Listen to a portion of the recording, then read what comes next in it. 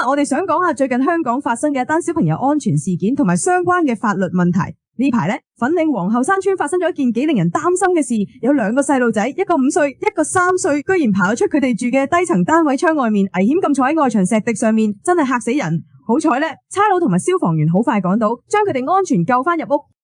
件事發生之後，差佬就話佢哋嘅父母涉嫌疏忽照顧，拉咗佢哋返差館。根據新聞講，呢一對父母因為前一晚要照顧扭計嘅小朋友，搞到凌晨3點先瞓得，所以事發嗰陣仲喺度瞓覺，冇睇住啲小朋友。咁從法律角度嚟睇，呢件事牽涉到啲咩問題呢？等我哋問下謝律師呢個問題。首先呢，差佬話佢哋涉嫌疏忽照顧，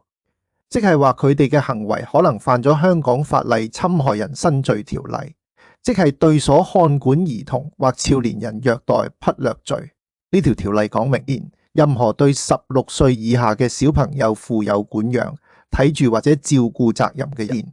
如果故意忽略佢哋，搞到佢哋嘅健康受到唔必要嘅損害，就係犯法。喺度呢，疏忽照顧係一個好重要嘅概念。雖然香港法律冇好清楚咁定義，但係一般嚟講，佢係指父母或者監護人冇提供小朋友合理需要嘅照顧，包括提供安全嘅居住環境、足夠嘅食物、衫、醫療照顧等等。喺呢單案入面，父母凌晨在度瞓覺，冇睇住啲細路，連搞到佢哋自己開窗花爬出去，咁就好有可能俾人睇成冇提供安全嘅居住環境，構成疏忽照顧。